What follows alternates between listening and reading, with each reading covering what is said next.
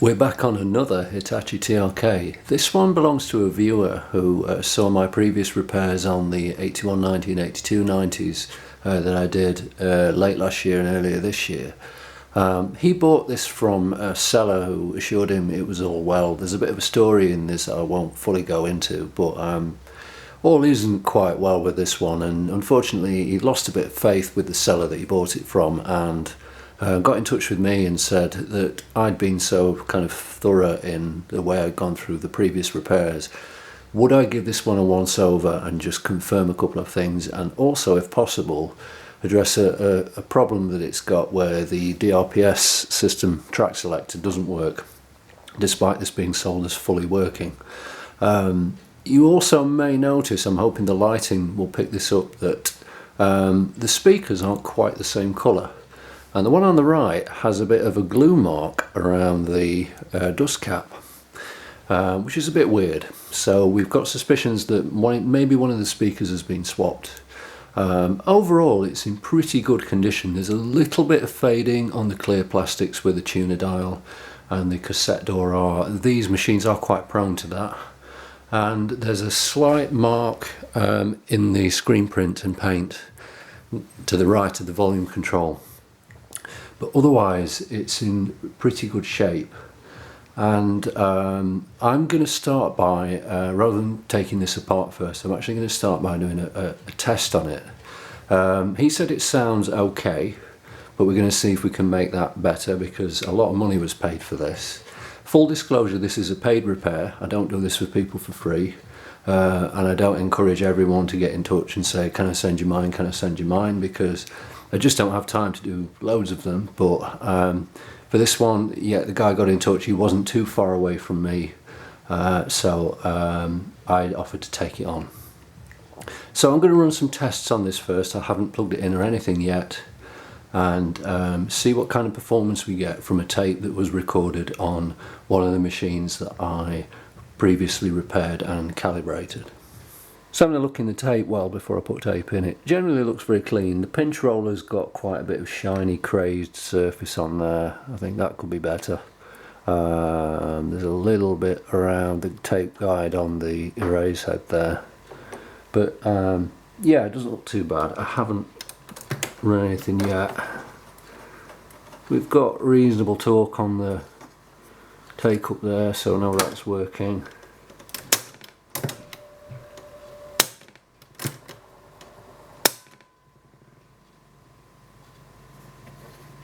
That's interesting. I don't know if that's coming across on camera. There's a very faint rumbling coming from the speaker.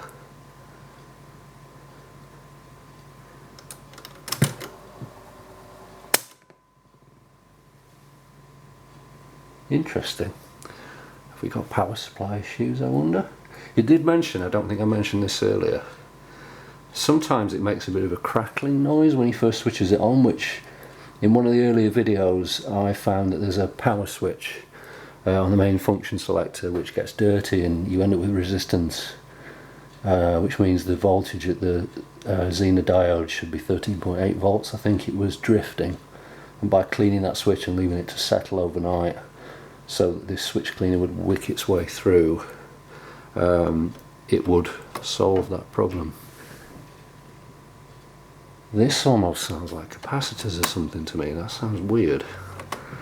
Let's put the tape in, see what it does. Rumbling goes away when I press play.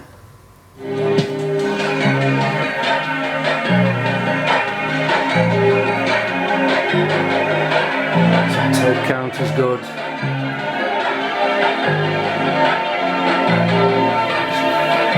Yeah, I'd agree with him there, it sounds okay. The alignment could probably use a slight tweak.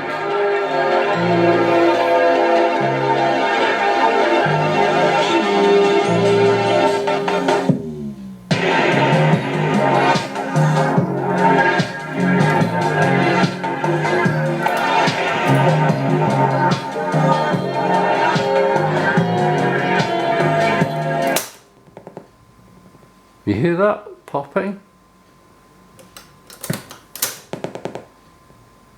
That's kind of weird. It's taking a moment to get up to speed as well. That's showing up on the level meters as well. Have we got capacitor issues or something, I wonder, with this? It feels like something is bouncing. See that? Never known another one do that. So that's a little bit unusual. What I'm tempted to do is do what I did with all the other machines, is remove the back and run it from the bench power supply. That way we'll be able to isolate at least if it's a fault of the mains power supply that's mounted in the back, or if it's actually in the system, because if it does the same thing from the bench power supply, we'll know roughly where that is. That's a little unusual for a start. Are you committed to? Are you relieved? Are you maybe worried about what this means for your children or your grandchildren? 03700 100 444. We can talk about the potential shake-up of the A-levels. Radio works. It doesn't seem to be super sensitive, but it's hard to gauge radios in my kitchen because where we live, it's a bit funny for radio reception. Maths and But I've English had will be others perform better than till this, the I age of think. 18. So, are you a teacher? Are you a parent? Are you indeed a pupil? I'd love to hear from you. Got Is this stereo music to your multiplex, ears, it's a or little just noisy. a horrible, dismal dirge on the horizon? And if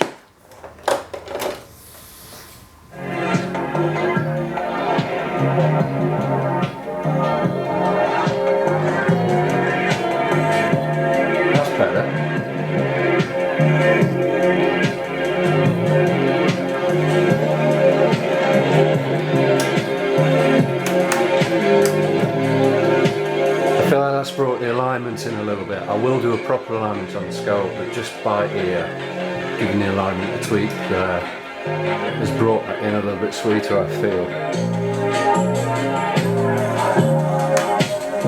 It definitely didn't sound right in the Chrome EQ where it should have been.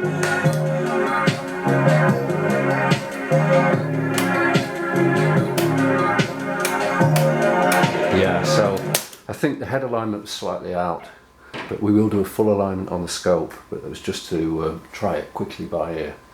I think the belts are probably going to be okay. Again, we're going to open that to have a look at it, but this popping noise, I think I want to have a look at the voltages and yeah, see what we get from this dprs.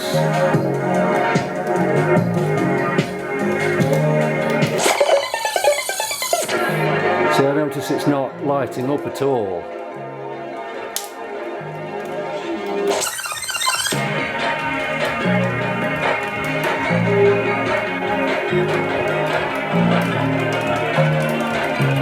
So I'm not sure what's going on there. That's not working at all. Just something else real quick I forgot to mention and test earlier. The lights over the tuning dial. Can you just see that lighting up? Both that one and the bulb at the other end both work, but they're not over the tuning dial. It's like they're fallen inside. So that's something else to address. So I think we'll remove the tape though and get the back off this. See what's going on.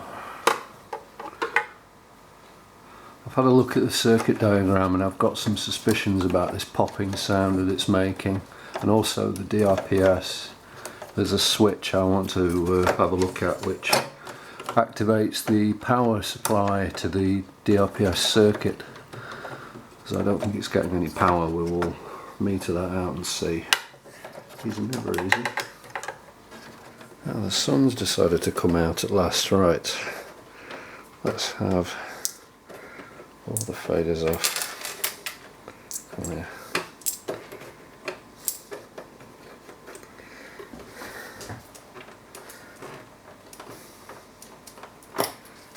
These are all generally in pretty nice condition. A couple of them I might give a minor polish, but overall they're pretty good.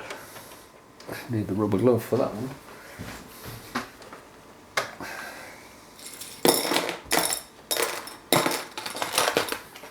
The battery compartment's pretty clean, the foam's not bad, but if this stuff all starts to break up it gets pretty miserable, so I think I might ask him if he wants me to replace that with the foam like I usually do. So I'm going to start getting the back off. I've just noticed there's a screw missing here. I'd be interested to see what state the wiring is internally, because as we saw with some of the previous ones, when someone's been in it, you can gauge how bothered they were by how good of a job they've put the internal wiring back together. So I'll be curious to see what this one's like. I'm going to say that screw is a little bit loose.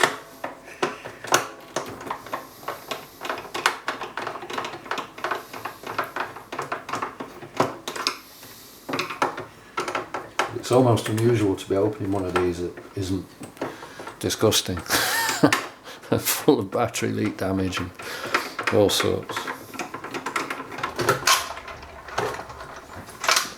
And as always, before you pull the back off, beware, there are connecting cables. There's one of the bulbs, just falling straight out. It was just stuck at the back. So I would say the wiring is actually quite tidy.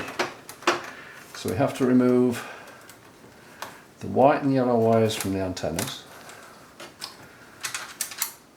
The yellow wires come straight off.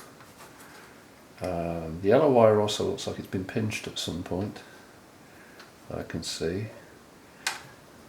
The yellow wire came off very easily. Was it even connected? And then the red, black and blue wires, which are marked on the board, have to be disconnected there, and then we can remove the back. One bulb, randomly, that should be well tucked in there, so what that's doing, just floating around. And two bulbs, why they're just floating around like that is beyond me. So we know that they work. Have to be careful with those, but they're not glued in place. It's a little bit odd. Very clean. A little bit of just dust inside it, but overall very clean. The wiring, yeah, very neat. That's been pretty well done, I would say.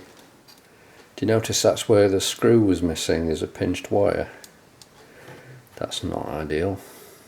That should have been pushed around that peg there like so. So I wonder if that's why they thought, oh, we can't get that screw in. That's a bit of a concern. Just here on this switchboard on the back of the transport, you'll notice this cut across this track on the board. I believe that to be factory. I'm sure all the others had that. I don't think this trace was supposed to be there. I think it was a mistake, and that cut across that trace, I'm sure I saw that on the other ones, and yeah, I'm sure that was done at the factory to correct a mistake. Alright, I had to take a little break on this, so it's the following day. So we've got the back screws out, found out that these bulbs are just hanging loose. I want to pull the chassis, and we're going to look at this DPRS board, I think, first. So remember, right, I have to remove the speaker connector and possibly just loosen some of this wiring to remember where some of this goes. So these brown and grey wires here, tucked around that little clip there. We'll have to loosen some of these from the clips behind the speakers. Now that one was already pretty much loose. Inside the bottom of the casing, these flat cables are pushed under the clips, so we'll loosen those.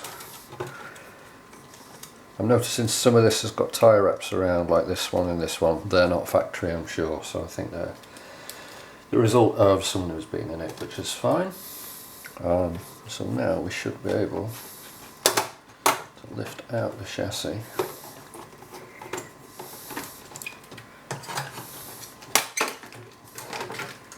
And carefully stand it up. And then I'll spin the whole thing around. Actually, before I do spin it around, I'll do the old trick I used to do of putting a couple of tape rolls around the speakers because it helps to stand the chassis up. So again, just having a look around this before I touch anything, something I've noticed, the back of this board, you see all the blackening, and at the bottom of that pin on that capacitor, do you see all the green corrosion there? Remember I said that strange popping noise is akin to a capacitor problem, or whatever's going on there. C507, we'll look at that, C507, C508. They're going to have to go. Let me have a look on the back. Got a horrible feeling. Yeah. They're awkward because they're under the heatsink. They are near to the amplifier chips. So any capacitor near a heatsink is going to have the hardest life because it's going to be in the hottest environment in the unit. So that's going to have to be dealt with. I've got the unit in play. It's running off my bench power supply with a 13.5 volt supply. And this is the dprs board, or DRPS board. I'm going to keep saying that wrong every time, so just bear with me, you'll know what I'm talking about. I want to look at the 4011 NAND gate chip here. Pin 14 we should have, with the unit in play, we should have a voltage. So I've got one lead of my probe, the ground lead, just touching one of the screws on the case.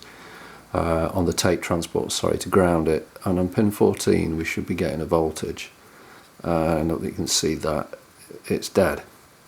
So there are a couple of switches that when the unit's put into play, fast forward or rewind, should enable the voltage and ground to this board, and it doesn't seem to be active at all. Pin 18 of the 12024 chip here, we should be able to get ground on, and I do. So we definitely have ground to the board, but I'm not measuring any voltage coming in, so I'm still suspicious of switches at this point. Now curiously, I'm aware I'm covering this up, but between the black and the blue wire, notice we get 13.4 volts. So that's a little bit curious. So there is voltage coming into the board, but why would that chip be dead? Let's just power that off and just do a continuity check.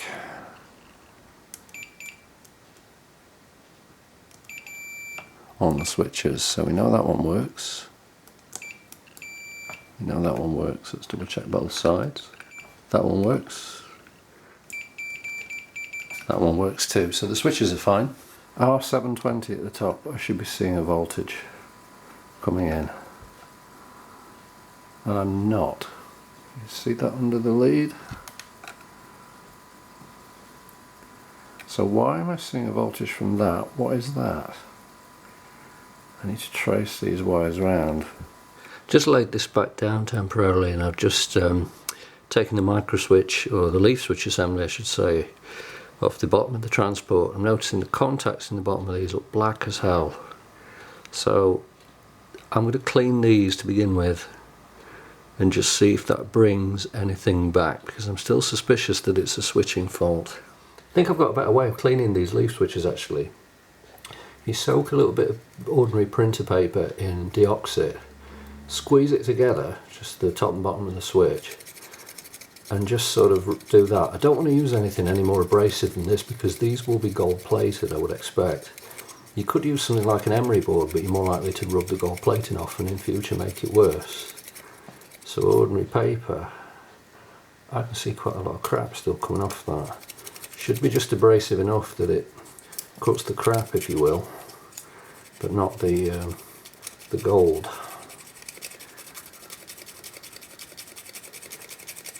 I don't know for sure that this is going to fix it, but it's not going to make it worse. So you get three switches, leaf switches on this board, which sit under three of the buttons, and then there's a rewind key, and there is a little micro switch. I can't get an ideal angle on the camera, I'm afraid, but there's a micro switch just here bolted to this bracket, and I've just been doing a continuity check, which again is a bit of a faff without getting the clip leads to touch at that end. But when let me stop that. When I touch the clip lead and activate the switch,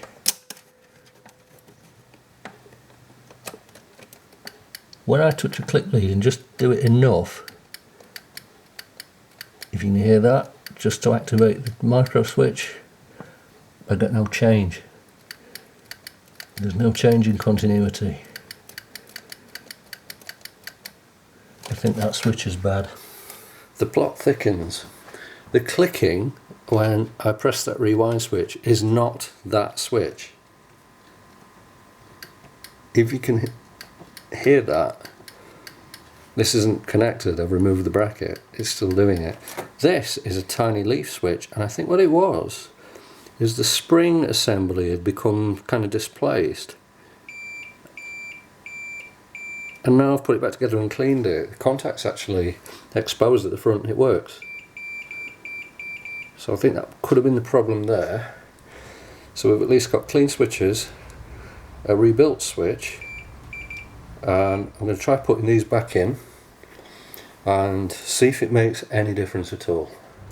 Alright, real quick while there's a pizza in the oven, I've just put this bracket back on, and what I had to do on one of the previous ones I remember is try and bend this bracket a little bit just to make sure it was pushing the switch up enough. But if I put the rewind on now, you can hear the meter there is showing continuity, so at least that switch is now working. But yeah, I had a previous one where it was intermittent with the rewind, and it was this switch being just in the right place.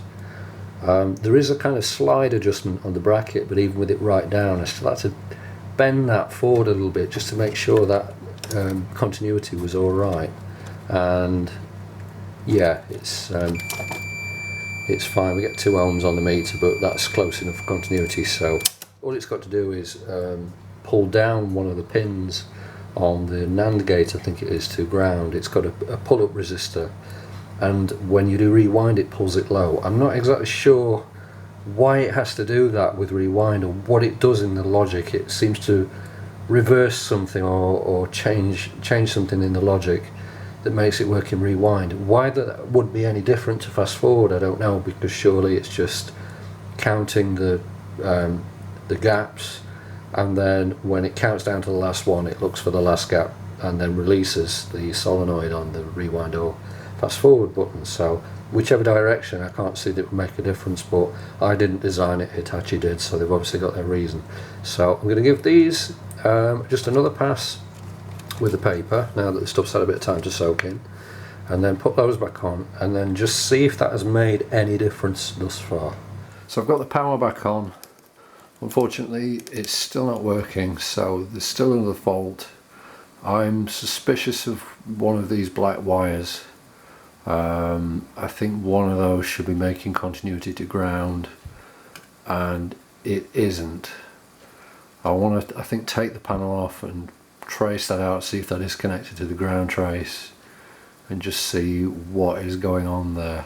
I'm still noticing that flashing happening on the level meters when I stop the tape, and that capacitor is marked on the back as C507 where it's leaking on the other board.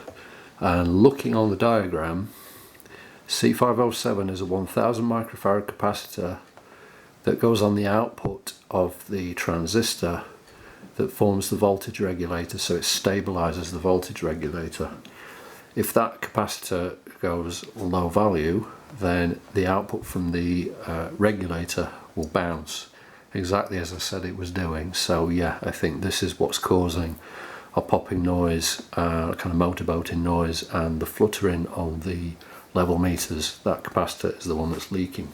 We can actually see when the machine's sitting idle, it's not on radio, it's on tape, but nothing is pressed.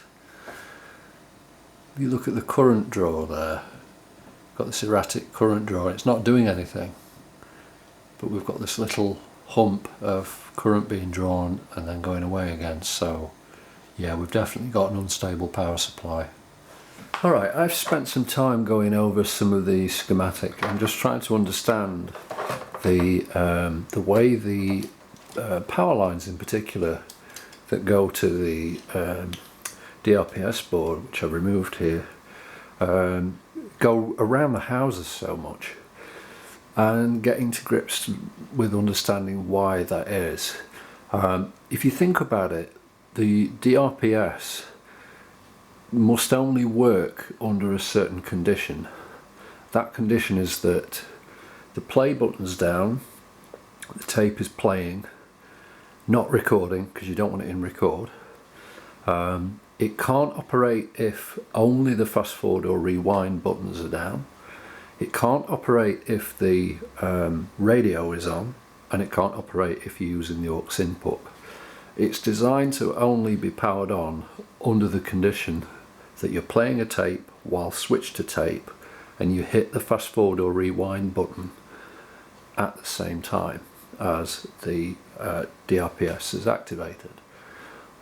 So that's why it has to go through so much complex switching, and when you look it up on the circuit diagram, especially in the PDF as it goes across 2 pages, it's a real effort to trace where everything goes. And it also, on the circuit diagram, it doesn't actually mention the colours of any wires.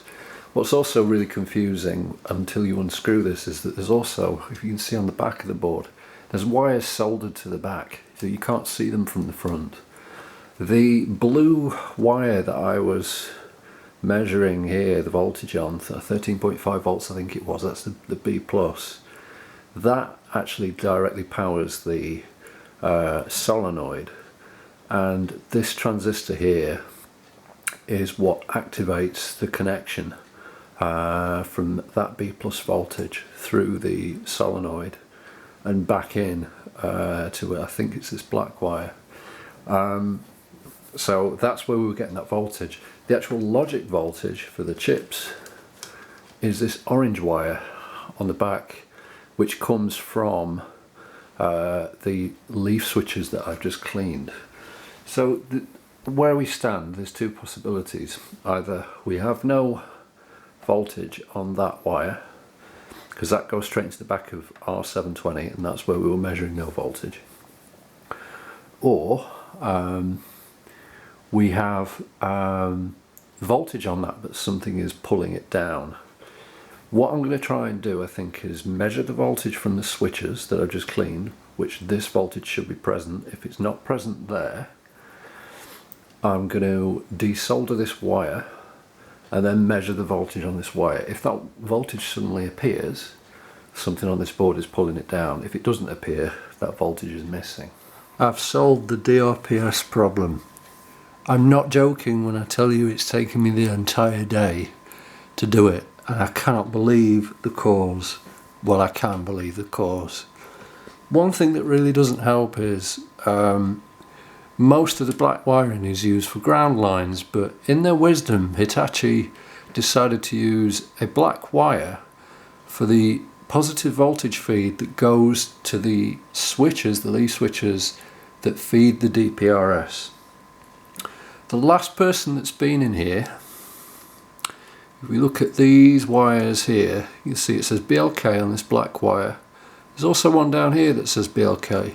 Look very closely, I hope that comes across on camera. It says 6 volts at the side of that wire. You can guess what happened, can't you? The last person got this wire and this wire on these plugs the wrong way around. This one is apparently a return from the motor switch. Now, for some reason, if I disconnect that or plug it into the other one, it makes no difference. But you don't get 6 volts out of it, so you get no power to the DRPS. Swapping them round, because I had to undo one of the tie wraps and trace all this continuity out with this wiring and go over all the diagrams back and forth for absolutely hours. Realised that the same voltage supply powers the electric condenser mics on the front, and possibly, yeah, just out of shot, just there, this connector is where the electric mics connect, and the outer connectors have a positive voltage. the center connectors have ground. So they come from the same supply. So why were they working and the DRPS wasn't? Well, that was why. Let me show you something at the front. Excuse the awkward angle. Machine's in play.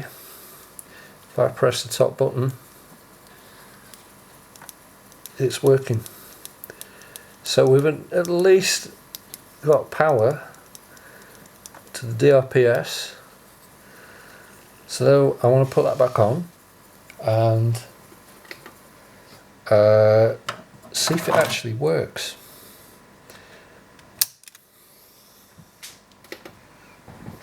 Do you know what? It's midnight. I think I might actually do that tomorrow.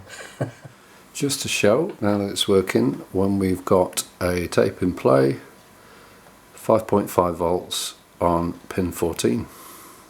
Okay, I want to run a commercial tape on this because I want it to have the right gaps. So let's give the thing a try. You can see that.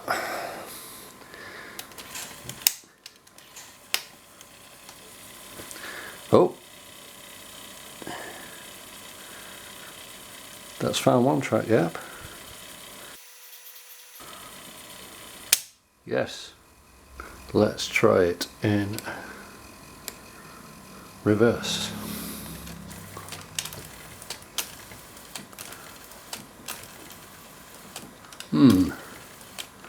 Can't get the rewind to latch down. That's working. I can't get that to latch.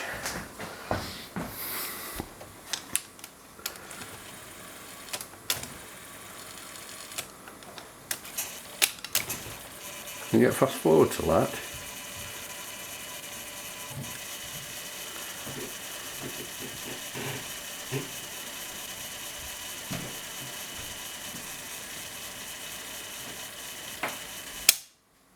Okay, so fast forward's going.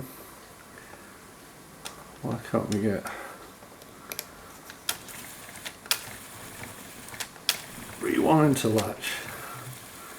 Definitely picking it up, but it doesn't seem to be latching the button down. Is that a mechanical issue? So the detector circuit's working, but I think we've got some mechanical issue on latching the buttons down properly. I just clipped a scope probe onto the base of the drive transistor for the solenoid, just to double check that the level is coming up when this is engaged. Now in fast forward, you can see it jumps up, and even this I'm actually finding it a bit hit and miss getting it to latch. So it's definitely going. And in rewind, again, base voltage is coming up, so the switching is working fine, but I cannot get that to stay put. And fast forward I can just about get it to latch, but it's a bit hit and miss there as well. I've been having a bit of a play with this solenoid issue, and looking at the mechanism, the solenoid is just behind this little bracket here. These two screws go through it, and this little mechanism is what the solenoid there just pulls on. It doesn't actually move when you operate the DRPS system. It's not that exactly goes clunk. It's kind of already in that position, and what the solenoid does is hold the tension there, and it holds this little arm across here. So if without using the DRPS I just cue it forwards, of course it won't latch down. But if I put a bit of tension on that, you see that's how it works. If I let go, it's the bar that goes back across that makes the clunk. So what it does is it puts it energizes the coil in that solenoid to hold it in place. I've just put a tiny bit of GT85 around the solenoid and on the bearing, but this is free to move. It's nothing is binding up, but it's a bit hit and miss. It's almost a bit like the solenoid is sometimes a little bit weak. I have checked the base and the collector on the drive transistor, and I don't really see any voltage drop. I do wonder if it might be to do with the capacitors making the B plus voltage, the current, a little bit weak, but I'm not seeing any voltage drop. I'm going to come back to it, but yeah, it's sort of one of those things that sometimes, like that, you see, there just doesn't seem to be. But if I hold it, it will now stay in place. If I reset, it will let go. If I put it in rewind and hold it, see, it doesn't quite.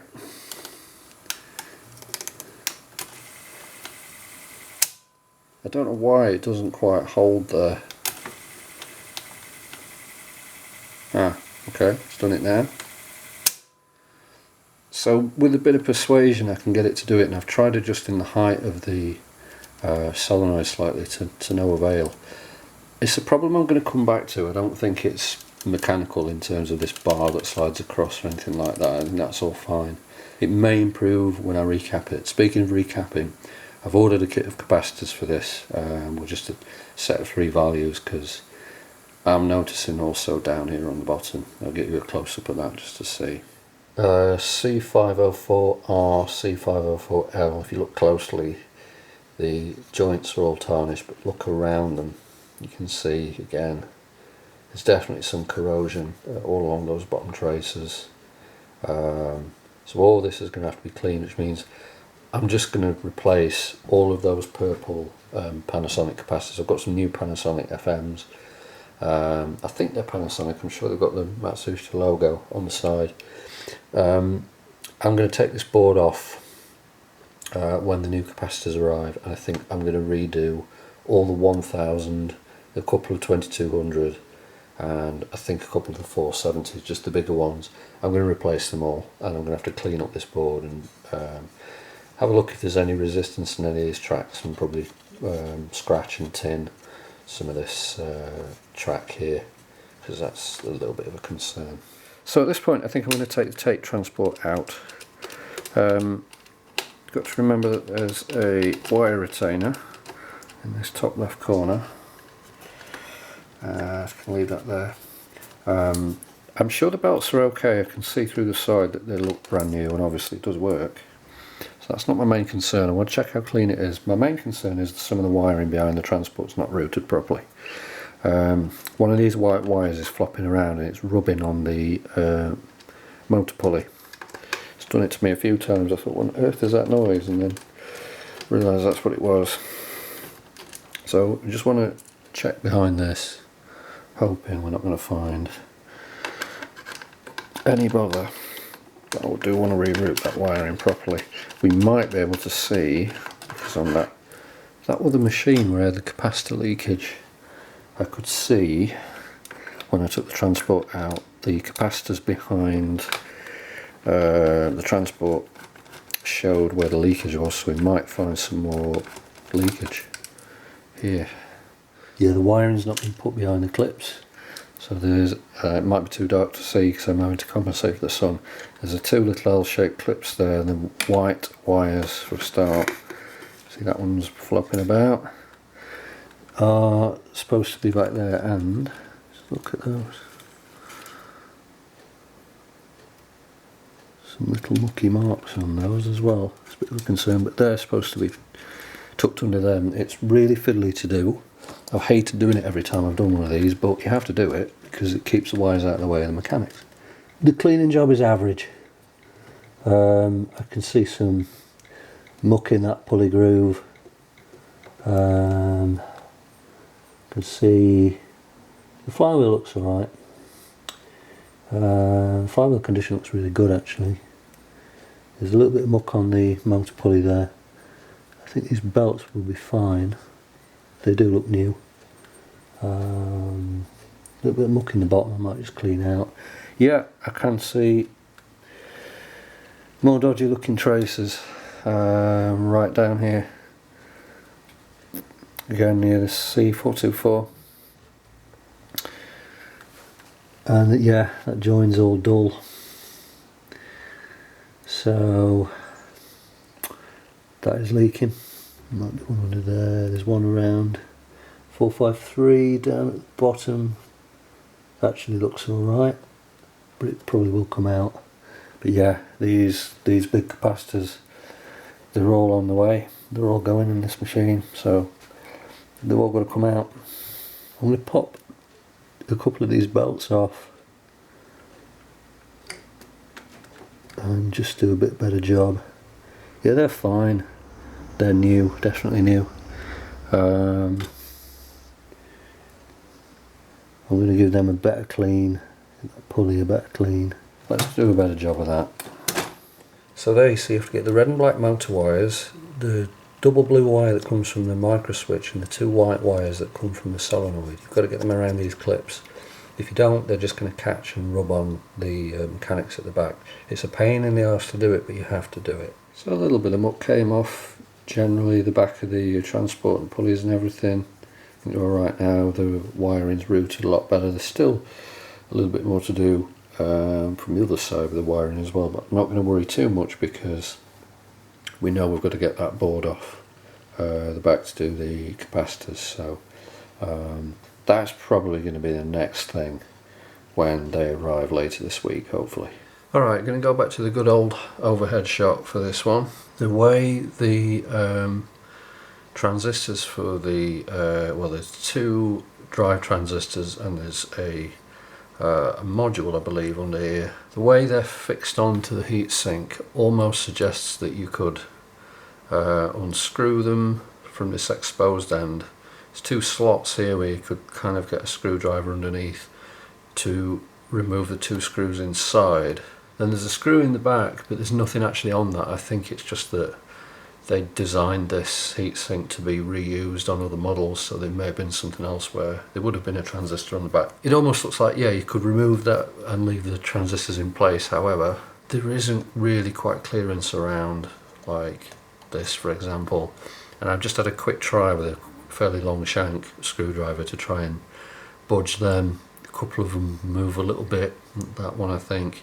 In fact, I need to remember to tighten that back on. And others won't. So I think it's going to be one of those things where I'm just going to have to desolder all of the transistors and bend 4 tabs that hold the heatsink structurally to the board, and then remove the lot, and then we'll be able to get to the capacitors underneath. It's really frustrating that, but fortunately it's just one of those things. This needs to come off, this little mechanical linkage, because that's going to fall off anyway. And I think what I can do, the majority of the fixed wiring is along the top edge. The majority of the plugs, if you notice, kind of are wiring that faces this way. So I'm going to have to remember to mark them, but we've got the mixing input, the play, I think that's a playback head, erase head, and a couple for the dprs board. I might get away with it with those because they're quite long. I think what I'll be able to do is flip the board up this way. Going to have to remove these, so again I think I'm going to put a little bit of heat shrink around that 6-volt line, just so I don't make the same mistake that the last person made. That's one of the bulbs, so that's not going to matter for the mount. And yeah, tip the board up this way, and then hopefully I'll be able to work on it. On the tuner board, there's only one, what's that, 470 I think, one sort of medium-sized capacitor. And I think it's fine. I've certainly not seen from the other side any leakage. There's none of these kind of lilac jacket Panasonic caps on the back of that, on that board. Well, there's a tiny one there, but I don't seem to have any problem from the black ones. It's these bigger ones here, these lilac jacket Panasonics. I think that this one, I noticed around the top of it just looks a bit crusty as well. I think that's the 2200. So something amazing happened that very rarely happens these days. When I ordered these capacitors, they turned up the next day. Honestly, very rarely happens. Not a sponsor, but if anyone's in the UK and wants good quality capacitors at a good price, just want a few of them, and you don't want to pay the exorbitant handling charges that most trade suppliers have now had to put on their orders, which makes it harder to order stuff just as an ordinary person.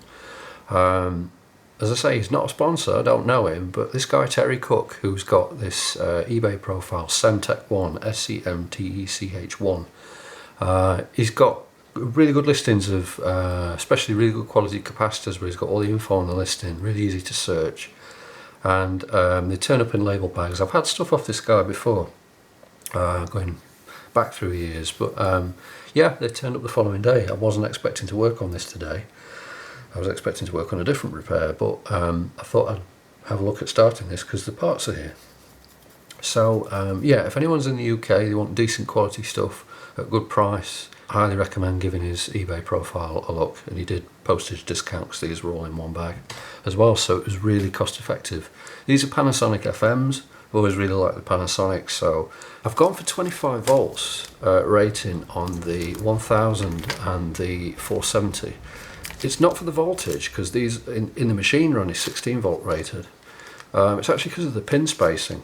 That age-old thing of when you replace old capacitors with new, the new ones tend to be much smaller because the chemistry and the technology is improved. But then you've got to mess about matching the pin spacing, and all the new Panasonics in these values, if you get the 16 volt ones, they've gone down to a 3.5mm spacing on the pins. The ones in the machine are a 5mm spacing. So the 25 volt new ones are also a 5mm spacing. Yeah, you can bend the legs and stuff, but for a portable device, I don't want to mess about with that. I want them to be anchored as well as the originals were, so I want to just drop them straight in. The 2200, the pin spacing is the same. The existing one is 16 volt rated, so that at least will get replaced with one of those. There's several 1000s to do, and I think I've got 5 470s there. I probably should have got some 220s because I'm noticing there are a few 220s, but if they're alright, they're alright. If not, I think I've got some, so I don't think we'll go without. Right, let's see if we can do this then. I realised these wires can be unplugged and just left there, and I should pretty much know where they go because of where they will stay. So I know that that one with the two brown heat shrunk bits on it is playback head. That one, the little one, is the erase head. And also this brown connector, this brown wire here, goes to this card shield, foil shield at the top, down to a ground point. I'm going to remove that dprs connector there, just because it's a bit in the way. I also realise as well, I'm going to have to put my iron on because I'm going to have to desolder these two motor wires. And actually, this mixing connector that's also got two brown heat shrink bits on it. Yeah, they're going to look similar. I think before I disconnect that, actually no, I won't need to, because that has got the much longer wire. So yeah, the mixing one's got longer wire. Let's see.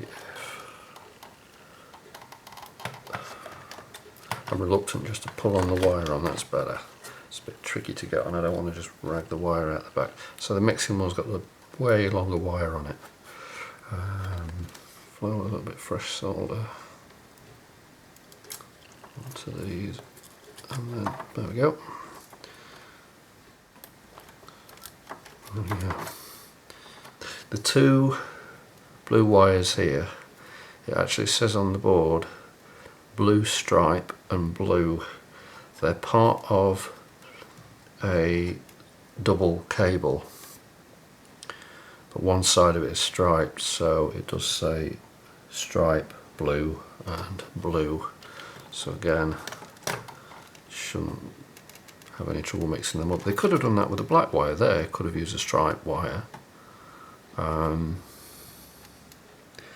Do you know what, actually as well, I don't need to marker them, because again, if I remember this, or reference it on the video, the 6 volt wire from the DRPS comes from the bottom of the machine, and it's around this tie here. The black wire here, which was, what was it from? It was from one of the switches, wasn't it? Comes from the top side.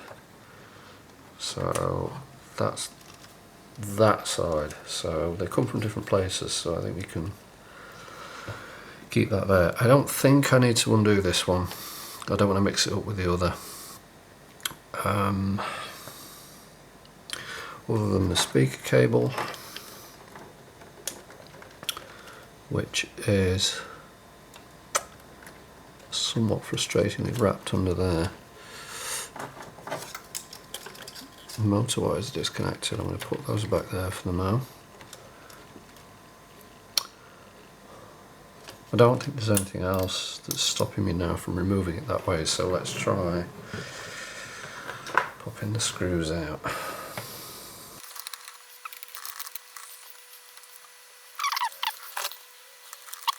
There's a couple of clips around the edges. No, 2 screws. That's all. And yeah, look at that. Fantastic. That's great, because I was a bit concerned that was going to be a nightmare to get this board away. I've just spun the whole thing around, and now we can see there's a few small spots. Like, there we go, 602 there, it's got a little bit of black around it. 504L black around it, all the edges of this one where 504 right is. These two, 424 and what's that, 445 right, going black, and there's some more, yeah, all around here. This one's actually going green, 508, so yeah. All of them have to go. Where the erase head is there as well, actually. I don't know if that's just flux. It's probably been manually soldered that because it's a plastic connector, so that might just be flux residue. But I'll clean that up. It's got that kind of early 80s flux smell to it. But yeah. So that's good that the access wasn't too bad, and under the heatsink there at least they've numbered the pins, and then there's the 2 transistors there with a labeled base collector emitter for each, and yeah, the pins of the main amplifier package. So then I would have 1, 2, 3, should be another one, can I just not quite see it? At least 3 tabs from the heatsink that I would have to twist in order to get them off. It's got to be a 4th, surely. 1, 2. Now there's a actually, there might be something there. There's something soldered, so it might be soldered on that side as well. I need to look from the other side. But those tabs need twisting. These need desoldering, and hopefully the whole lot will lift off. I can get to these underneath, and these and this, get the whole lot out.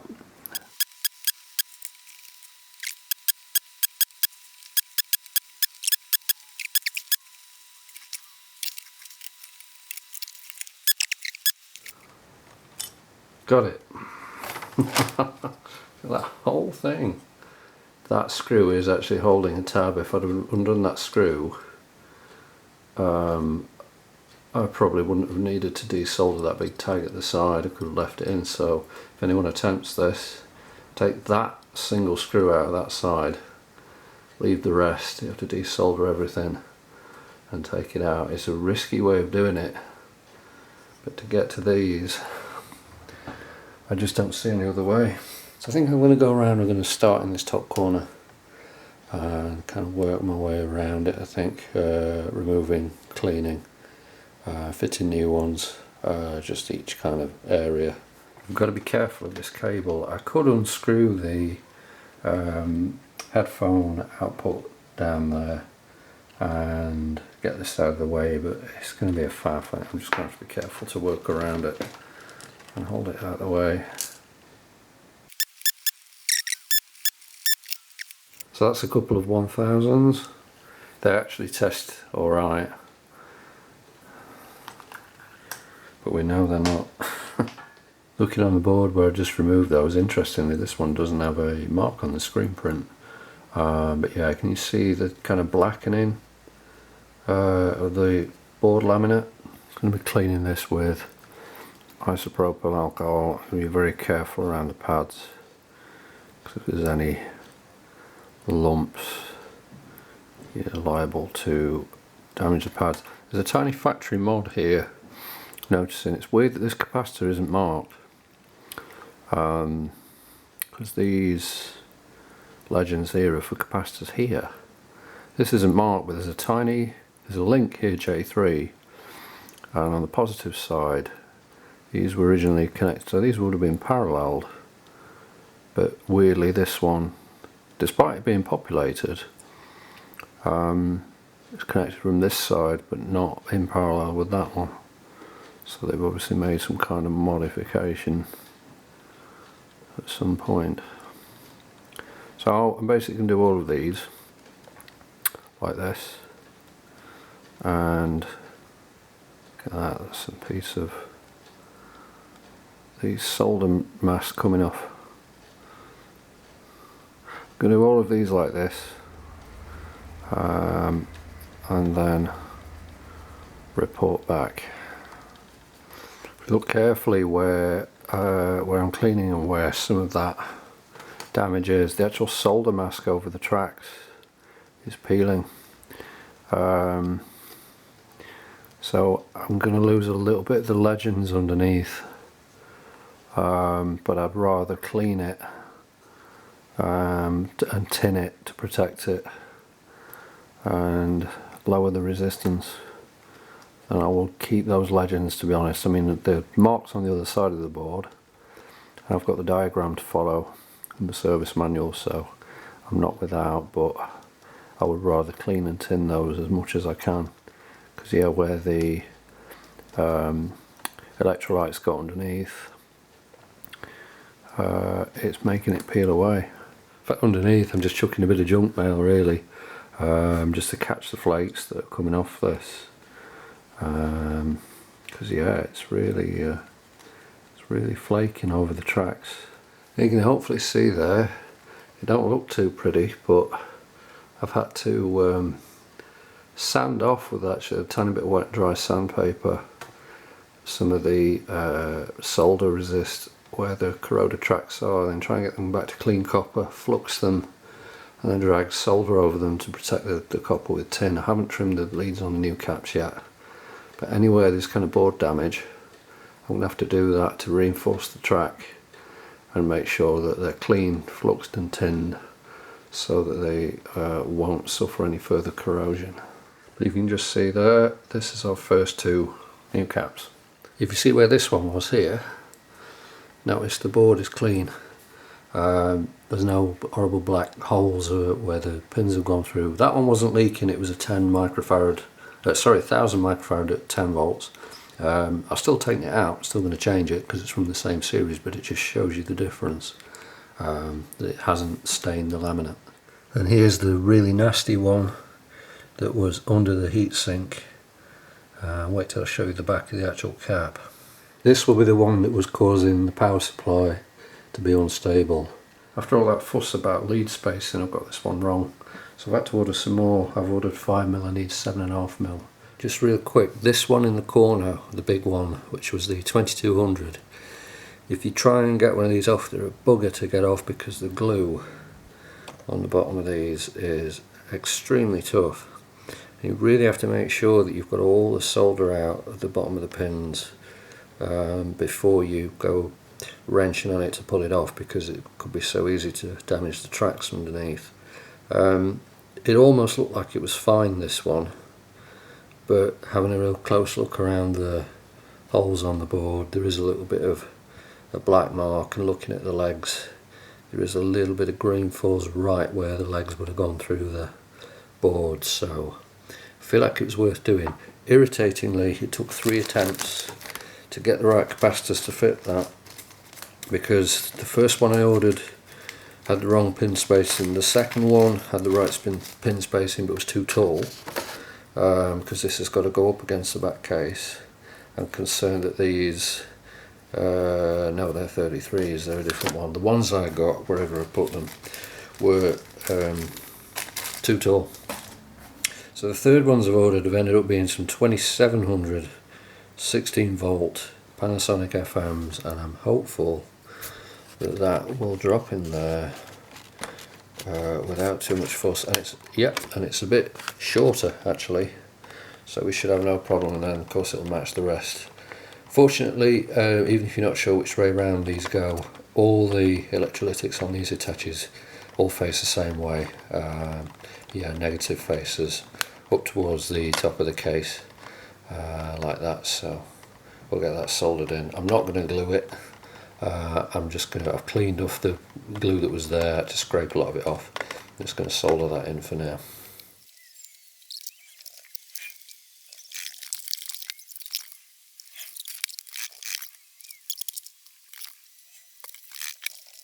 I think all the recapping's done.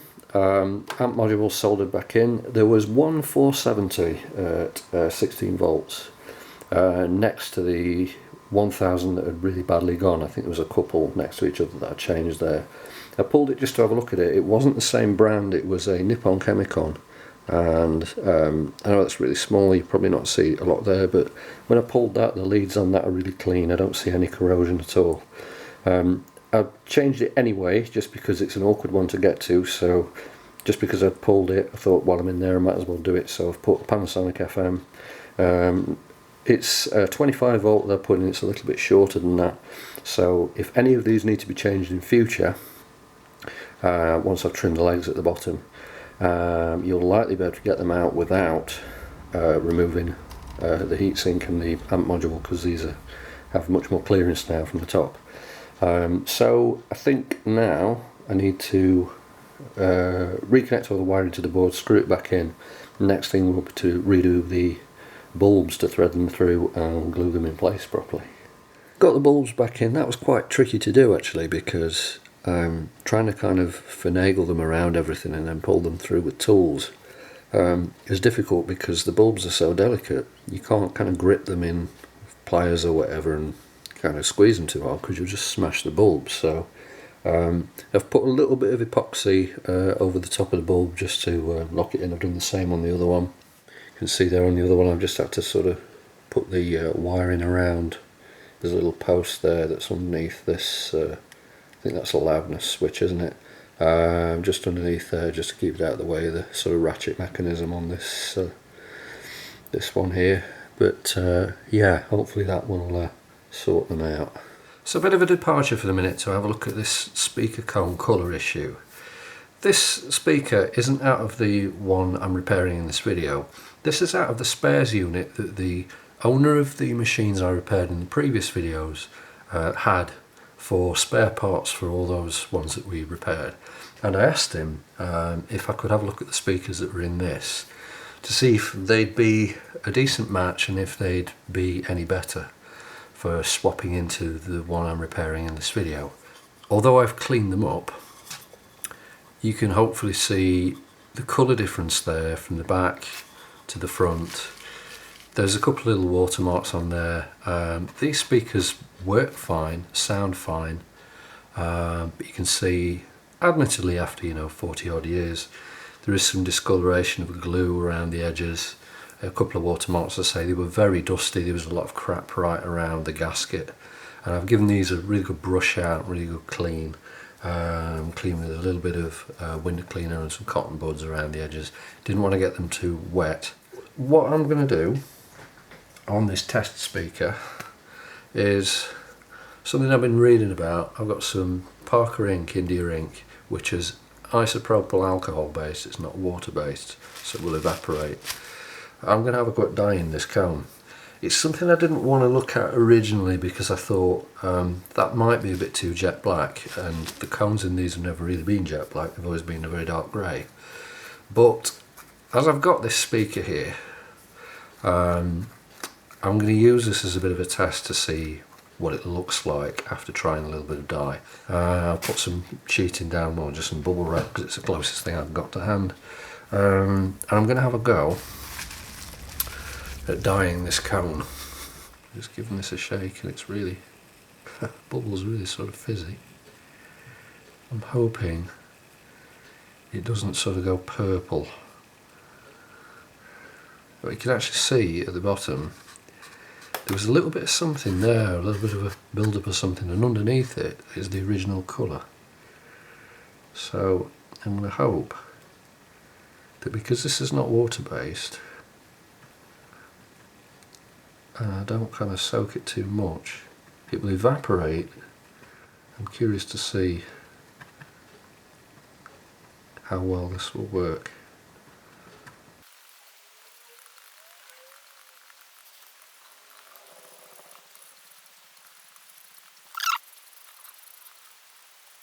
My second plan, I haven't yet mentioned, because I haven't got it yet, is from watching a lot of model making videos, because my brother used to do that, so I have a bit of a kind of second-hand fondness for it. Noticed a lot of people using a liquid, what they call a liquid chrome, I think it's Molotov that make it, a liquid chrome paint pen. That what people tend to do is, rather than use it directly out of the pen, kind of press the nib into a little plastic cup or something, take some of the paint out and use it with a very fine brush to do chrome detailing, and it comes out, it's called liquid chrome, and it comes out a really kind of pure, not silver, but a really bright, clean, shiny chrome colour. I'm thinking of, I've ordered some, I'm thinking of trying to do the dust cap with that. I'm trying to roll this more than brush it, if that makes sense.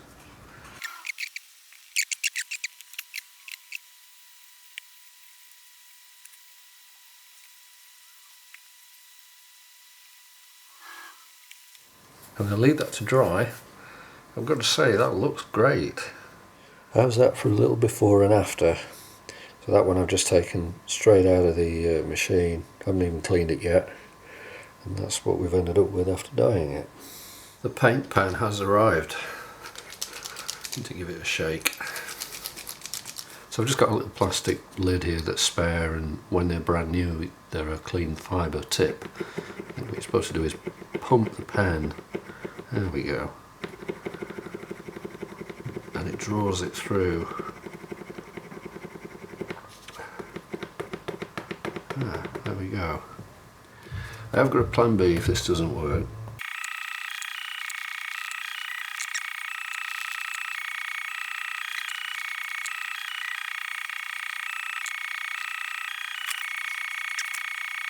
Now it isn't perfect.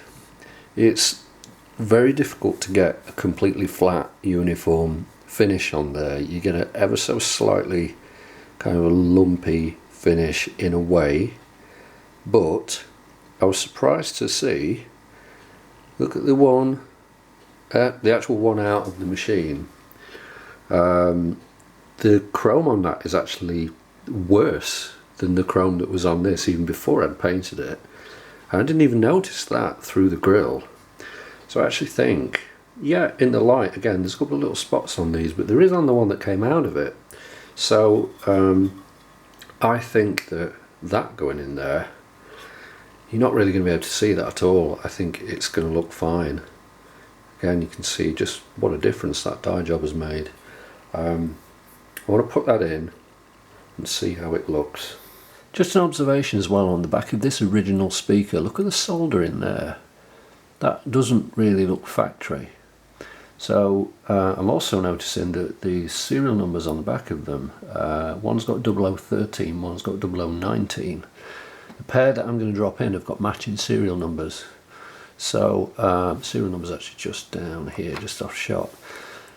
So that makes me a bit suspicious that the speakers have been swapped. No contest now that they're out.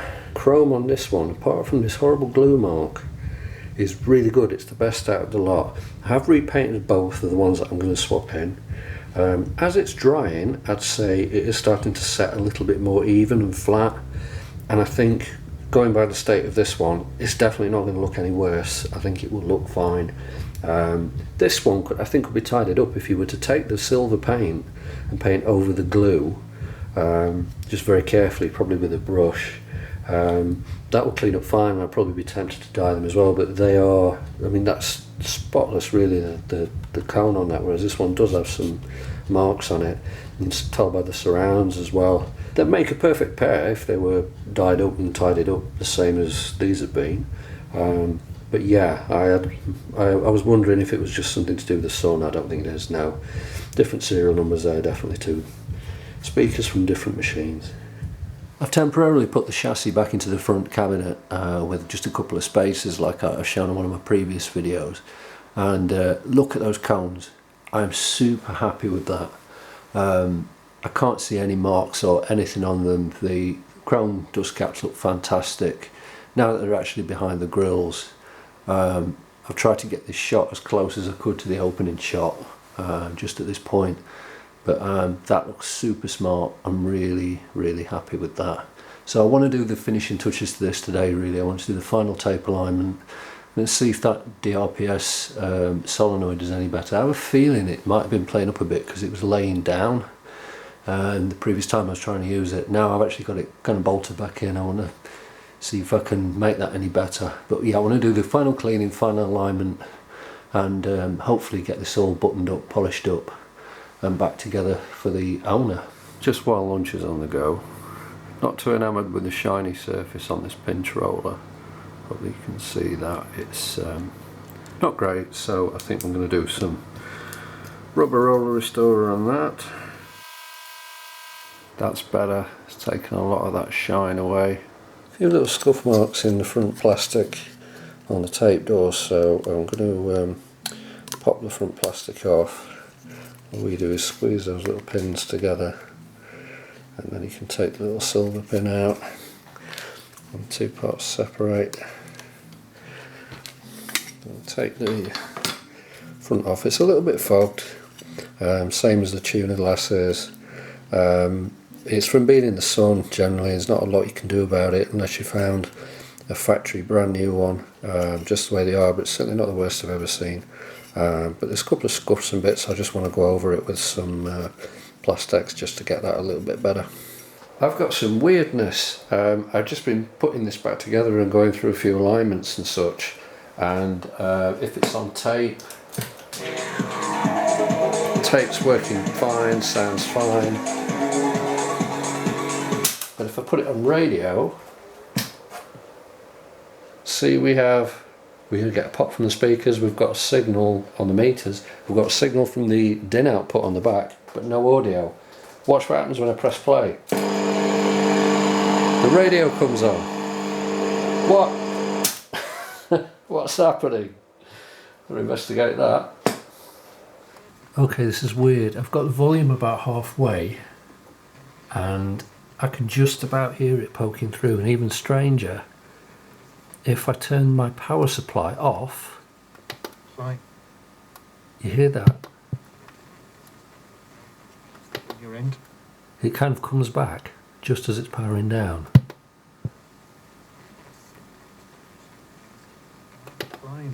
So what's going on there? Is a transistor shorted out somewhere or something? Alright, some time has been spent going over diagrams and stuff and sleeping on this a bit. And I just want to point something out. I'm going to put the power on. You get a thump but no audio. Watch what happens if I pull this wire out. It comes to life. I'm going to explain what this wire does and why unplugging it is making it work. So there's a bit of a balancing act, but that is the voltage on that black wire, which is basically our B+. I don't think that should be there. I'll explain why. I've highlighted and blown up a bit of the schematic here just to highlight two modes of two switches. The motor switch at the bottom here is a leaf switch that's behind the tape deck, and when you press any function on the tape, like play, fast forward or rewind, anything that should kick the motor in, this switch will turn the motor on, but it also has a second function. Notice it's connected to this switch S9 at the top. This is the little micro switch that sits on top of the function switch. This means that when you don't have the radio on and you press one of the tape functions, pressing any of those buttons will mean that it will bring the current through to the voltage regulator and turn on the circuitry.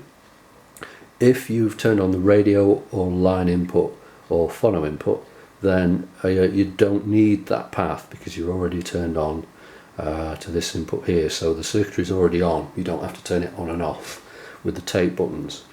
And this is the main current coming in from the main power supply. If you are playing a tape and you've got it in tape mode on the function selector, the current will come in, go through this switch, bypass this small capacitor. It will go into the motor and it will also charge up this 1000 microfarad capacitor here, and then from there on it will go through the switch at the top, the micro switch which is in tape, and then through to the voltage regulator for the amplifier circuitry and everything else. When you press stop on the tape, switch to this one, I hope this yellow comes across alright on video. When you press stop and this motor switch, instead of being up, it flicks down, and I've just scribbled it in there.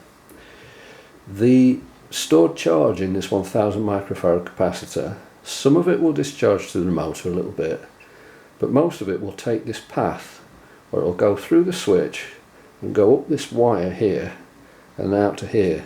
This goes through a resistor which then goes into the muting input on the amplifier chip. The reason that's there is so that when you stop the motor, it will cause a ripple on the power supply, and if that muting circuit didn't kick in to sort of put the brakes on the inputs on the amplifier chip, it could blow the amplifier chip. So when you stop the motor, that current surge has the brakes put on it, and that happens by this capacitor finding a discharge path and dumping the current that's in there into that muting input, and because it's a capacitor it will go up and then slowly discharge, which is why when you press stop, if the radio's on for example, you'll hear the volume drop and then slowly come back up. So that's what the muting circuit's for. This little capacitor here won't be bypassed if that position, that switch position, is down. So that should block any current coming from the power supply going to the motor and going up this way and coming back down this wire. So once that capacitor is discharged, the voltage on that wire should drop down to 0, and when it's on 0 it won't be muted.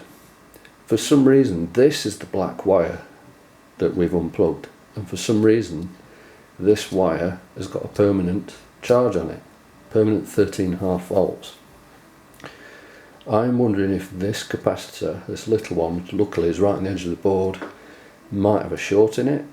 I'm not sure. I'm going to pull it and test it, because that would mean that there'd be a path this way, but that shouldn't pass a DC charge, and somehow a DC charge is getting to this wire.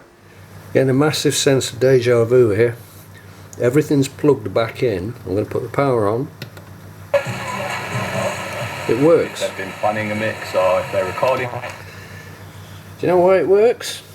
Two blue wires, blue stripe and blue. I've put them on purpose the wrong way round. Let me explain. If a function switch is in phono, line or radio, I realise what they stand for now, not on tape, and our current is coming in from our power supply here and goes to here and goes down here, goes up here, goes across there, there and into our voltage regulator. That's all very well and good, but what happens when these are the wrong way around? That, instead of going to there, goes to there, down here to the off position, across here, straight up to the muting input on the amplifier chip. because these blue wires, the blue and blue stripe, were the wrong way around, this muting wire was being pulled up to the 13.5 volts. It was nothing to do with that capacitor. I pulled it and tested it and it's fine. If that had a leak on it, that would cause that problem, but it didn't. That was the problem. The only way I found out this was by idiot checking, basically by taking the spares machine I've got just behind me here and just having a look which way round that was and just metering out a few things, and I got completely different results from what I was metering. When I look closely, the wires are the wrong way around according to the legend on the board. Now I don't know whether the wires at the other end, the wires at the micro switch end basically, have been desoldered and put back the wrong way. Perhaps somebody who's done the belts on the transport desoldered the switch and then soldered the blue and blue stripe wires the opposite way around, or whether it was always like that and it's a mistake on the board, but putting them the wrong way around according to the screen print on the board makes it work. There's been no other time when I've had to remove those wires, there's no other machine where I had to undo that, so it's not something I would have known. Much like that black wire 6 volt and this black wire, unless you've done it before you'd have never have known. But it's taken me a day and a bit of going through diagrams and all sorts to try and suss out what on earth it was, and that is what it was. I hope that's going to be the final thing that's wrong with this. I'm going to put all the connectors back, put the board back in, tidy up all the wiring, hopefully wrong way. Yes, we can all date where we were on a particular Tuesday night because Carry On Screaming was on. Got the board back in, and if I set something going with the tape deck and then stop it, So that brought you together. hear it drop down? The other members of the League of Gentlemen, of course, they were at a drama school together. Yes. You never wanted to be. That's the muting circuit working properly at last. You wanted to be. I've got the chassis out of this one more time because when I was testing this yesterday, the dprs solenoid appeared to have all but given up. I just couldn't get the buttons to latch at all in fast forward or rewind. I was kind of preparing for the worst last night, reading through a few chip data sheets and stuff and looking for solenoids just in case I'm going to have to find something. And then I discovered, just by making a couple of quick adjustments now, luckily it was very simple. I think earlier in this repair, because this has gone on for about 3 weeks to a month, I may have risen the solenoid up a little bit, because you can loosen these screws off and move it up or down to fine tune it. That was the wrong thing to do. I should have moved it down. By moving it down, you allow the plunger when it's pulling to be in more of the coil, if that makes sense. If it's too high, the plunger won't completely pull into the coil, so there's less of the coil pulling on it, so it is weaker.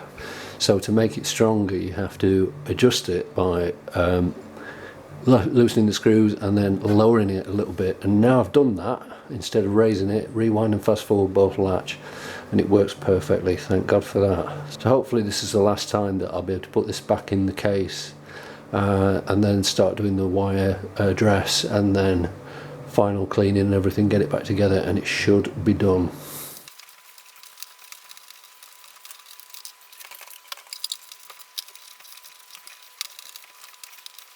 The right antenna, the very top section, was jammed in a little bit because there's a slight kink somewhere in one of the sections of that antenna. I've cleaned them both with a bit of deoxit on a cloth. I didn't want to pull and pull and pull on it in case I just broke it, but just by cleaning them and putting them up and down, I kind of lubricate them a little bit. Eventually it just gave way and finally opened out.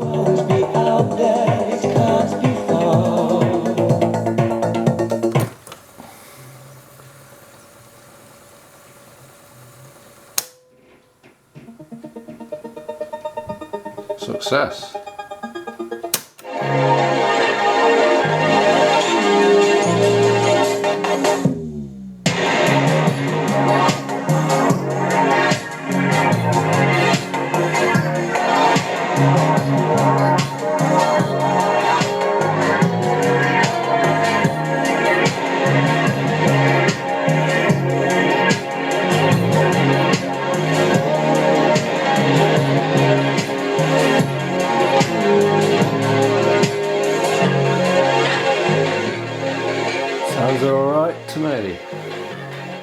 should get another piece of my own music to demo these with, but on the other hand I recorded that on one of the first ones, well, that cassette I should say, on one of the first ones that I repaired, and if that sounds alright on every one I do subsequently, then I know we're okay. Obviously they get a full alignment and everything, but that's just kind of the benchmark. If I know what that's supposed to sound like, and if it sounds alright on there, you understand what I mean. So yeah, an interesting one to do. Not the usual kind of tape, belts and mechanical stuff too much at all that was kind of done. But yeah, threw up a few surprises this one. Definitely those capacitors and everything we had to do on the board there was unexpected, but very important to do it. If that had been left alone, then the electrolyte from those capacitors would just keep leaking more until it started eating through traces on the board, and then it would just stop working completely. I'm delighted with the speakers. It's like putting new wheels and new tyres on a nice car, really. I was really apprehensive of doing that because I thought it was just going to go horribly wrong with the ink and everything, but it went really well, and it's not half made it look so much better. A friend said it made it look more upmarket somehow. Yeah, it's probably one of the best looking 8190s around. Hopefully it was overall in really nice condition anyway, apart from a little mark on the top there. There's next to no marks on it at all, but yeah, just those speakers let it down. One of them had definitely been swapped at some point. Whoever's been in it swapping wires around and such, and you know, just one of those things where the hardest mistakes to fix are someone else's, the second hardest to fix are your own, and I think this had its fair share of both of those. But I think I'm happy with that now. Everything else has been checked on it. All seems to work really nicely, and I feel like it's now finally worth the price that the owner paid for it. So I hope he's going to be happy with it too, but I think that's it for this one, so thank you for watching.